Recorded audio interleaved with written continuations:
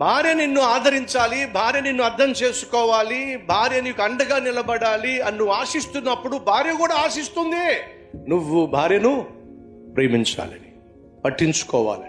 నువ్వు భార్యను పట్టించుకోకుండా, భార్యను ప్రేమించకుండా, భార్యను లెక్క చేయకుండా, భార్య నన్ను అర్థం చేసుకోవాలి, భార్య నన్ను ఆదరించాలి, భార్య నాకు అండగా నిలబడాలి అని నువ్వు ఆశించటం వృధా. అద్భుతమైన దంపతులను మనం చూస్తున్నాం. భర్త ఏమో భార్యను ప్రేమిస్తున్నాడు, భార్య ఏమో భర్తను ఆదరిస్తుంది. ఇది అద్భుతమైన కుటుంబ వ్యవస్థ, దేవుడు కోరుకుంటున్న కుటుంబ వ్యవస్థ. అలా నువ్వు ఉంటే అంత బాగుంటుంది. ఎవడైనా కోపంగా మాట్లాడుతున్నప్పుడు నువ్వు వాడికి సమాధానం ఇచ్చే ప్రయత్నం చేస్తే నువ్వు కోపంగా మాట్లాడతావు. మాటకు మాట అవుతుంది, ఒకవేళ దెబ్బకు దెబ్బ అవుతుంది. అది ఎంతకైనా దారి తీస్తుంది. కాబట్టి కోపాన్ని ప్రదర్శిస్తున్నప్పుడు అరిచి